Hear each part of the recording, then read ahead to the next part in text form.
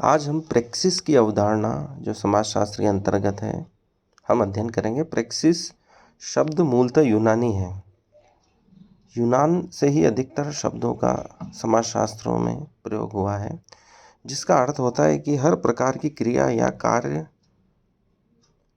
प्रारंभ में प्रेक्सिस शब्द को समस्त प्रकार की क्रियाओं या कार्य के अंतर्गत अर्थ लिया गया था। यूनानी दार्शनिक जो अरस्तु थे, जिसे एरिस्टोटस भी कहते हैं, ने प्रेक्सिस शब्द का अर्थ मनुष्य के कार्य तक ही सीमित कर दिया था और इसकी तुलना किससे की थी? सिद्धांतों से कर दी थी।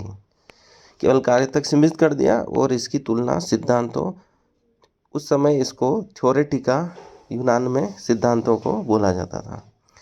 मध्यकालीन यूरोपीय दर्शन में प्रेक्सिस शब्द का प्रयोग सिद्धांतों को आचरण या व्यवहार में लाने के संबंध में किया गया है। फिर प्रेक्सिस शब्द के अर्थ का व्यापक रूप से प्रयोग होने लगा, जहां उसको शब्द का प्रयोग सिद्धांतों को आचरण या व्यवहार में लाने के संबंध में किया गया है। मानवीय व्यवहार के कुछ सिद्धांत होते हैं और समाज में रहते हुए उनको आचरण या व्यवहार में लाना पड़ता है, तो उनको प्रेक्सिस शब्द से संबोधित किया जाने लगा कि हम जो भी आचरण या व्यवहार लाएंगे उसके क्या नियम होंगे, उनके क्या सिद्धांत होंगे, उन सिद्धांतों को प्रेक्सिस बोला गया।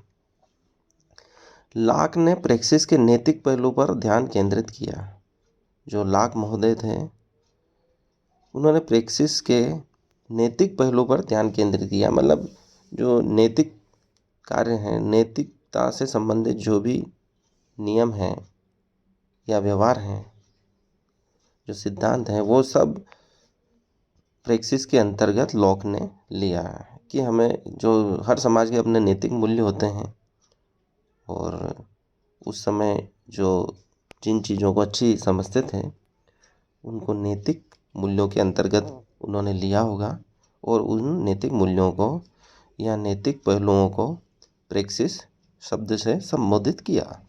लाक के अनुसार प्रेक्सिस वह क्रिया है जिससे मनुष्य अपनी शक्ति और कर्म का उपयोग कर अच्छी और उपयोगी वस्तुएं प्राप्त कर सकता है।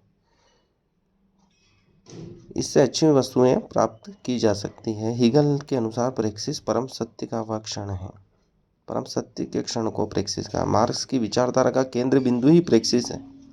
आपके अनुसार प्रेक्सिस स्वतंत्र सचेतन क्रिया है, इसके द्वारा अलगाव को मिटाया जा सकता है।